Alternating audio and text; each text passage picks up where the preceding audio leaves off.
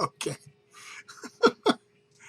That was what I came up with for my theme music tonight. The immortal Carl Douglas and his one-hit wonder Kung Fu Fighting. Because everybody was Kung Fu Fighting because of PvP. Okay, tonight I'm talking about PvP.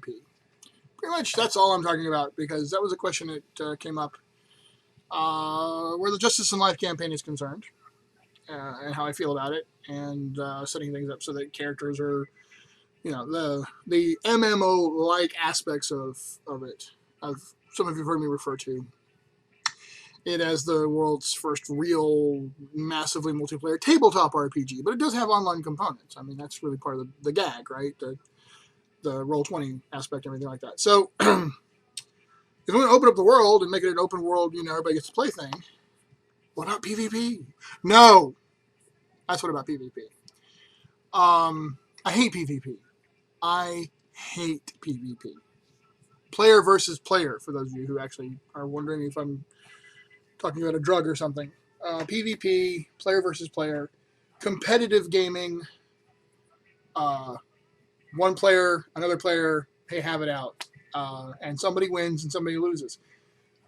One of the great things about role-playing, for me, let me go ahead and just do the necessary caveat.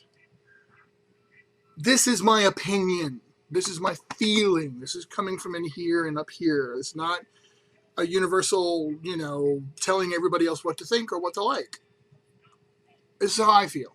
And it does color how I'm approaching Justice in Life and the Shaintar stuff. Considering there are endless opportunities to participate in all kinds of other gaming environments in which PvP is welcome and part of the thing. Those who are into it, fine. You've got all those options. Forgive me if I create at least one place that is a bastion against it, a place, a refuge, if you will. If you participate in my world that I am running in this grand scheme, you will not be subject to traditional, open-ended, anything goes, no holds barred, player versus player, PvP style conflict.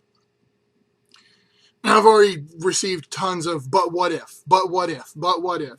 There are all kinds of conditionals that can be applied to this situation that don't constitute what I consider to be traditional PvP. Traditional PvP, as I said, open-ended, no holds barred, no rules.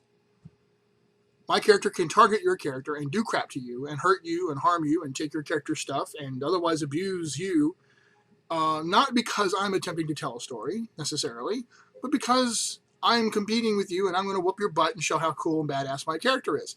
And I'm sorry. I know you guys, there's a number of you can make the argument, no. For me, it is the story. For me, it is the conflict. I mean, I don't care. Okay? I'm sorry. I just don't care. The point of Shaintar is to be an environment that is full of all kinds of amazing threats and cool story potentials and all that. And everybody who signs up to play is signing up to play a hero in that story of the infinite varieties of heroes that there can be, including all the anti-heroes and the grim but does the right thing. There's all the different levels and layers and flavors, right? But no, it's not set up for you guys to come in and just go, well, I'm going to form this team and we're going to be badass and show how awesome our game design skills are and how cool our tactics are, and we're going to run roughshod over these other players. Go find another game if that's what you want. And that's fine, because like I said, there's tons of games like that. Not in my house, as it were. I hate it because it creates stress and drama. For every person who enjoys it, somebody else hates it. And usually more than just when somebody else hates it. It creates an atmosphere, a feeling, a sense of loss, that doesn't derive naturally from storytelling. For me, role-playing is a non-zero-sum game experience. Google non-zero-sum. It's basically the concept that it is an experience that has game-like aspects, but does not require one person to lose for another person to win, which is what truly sets role-playing apart from the standard game design. This is what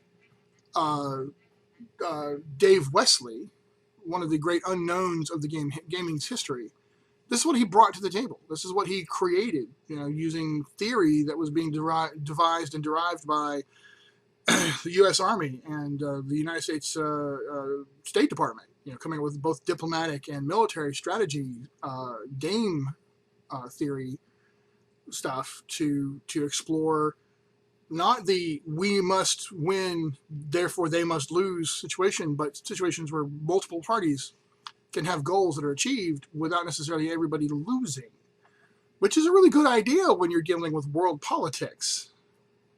It's also a great thing for gaming, which is, everybody's joined together for a mutual experience. And even the game master, even though the game master is the one providing the challenge and is attempting to create stress and drama that is derived from the story, there's a contract there, essentially, a social contract, in which the GM has accepted that they are providing entertainment, and they want the players to come out on the other end of that having been challenged and feel threatened and feel like they came through something, but they're not out to beat them because it's a competition. They're out to challenge them to create that sense of immersion and that sense of experience. Now, the what ifs. What if one group and another group are involved in a story arc in which, for example, they're made to believe that the other group is doing something wrong? If the GMs are coordinating that and they're working with the Ravens flock, which is the upper level management guys, and they can create a way to make that work because it's an interesting story, then yes, I would be all about that. That's not true PvP to me.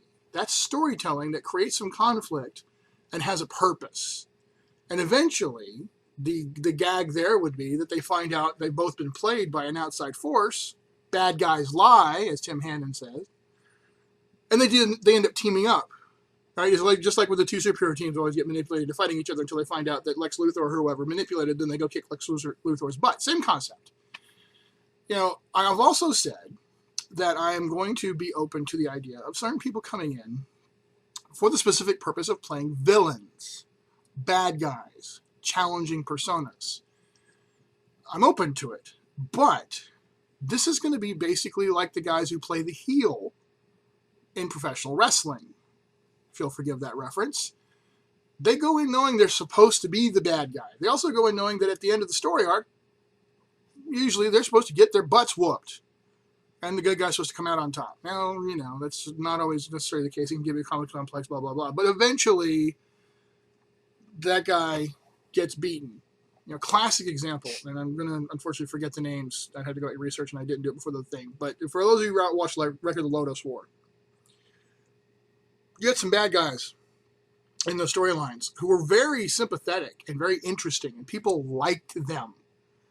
And they came out on top in some situations. But at the end of the story, ultimately, their job was to be the guy the heroes beat. And the heroes come out on top, but it's a real challenge, and they served a purpose. And if I can find players who want to fulfill that role, not because they want to compete with the other players, but because they want to challenge them in a way that makes the story more interesting and they understand what the gag is at the end, cool. But again, that's not traditional PvP to me. Traditional PvP to me is, I'm going to make my character, and I'm going to make my character as badass as possible, and then I'm going to run out there into the environment, I'm going to do everything I can to mess over other people, which is that's called griefing. Yes, and I know there is a difference between PvP and griefing, except for me there isn't. PvP is griefing. It creates stress and drama I don't want, so it's griefing me. So there's griefers, which are the worst. They just are absolutely the worst. TJ, I'm sorry. You can tell some hysterical stories. But as an outside observer, I can go, that's really funny, and oh God, I would never play that game. But then there's just PvP, which is I'm out to win. Shaintar's not about winning. Shaintar's about telling a great story that has drama in the dice. Things are not certain. You're not guaranteed to succeed in everything you do. But I'm not going to put you up against other people whose job it is, whose sole purpose in life is to ruin your experience for the sake of enhancing their own.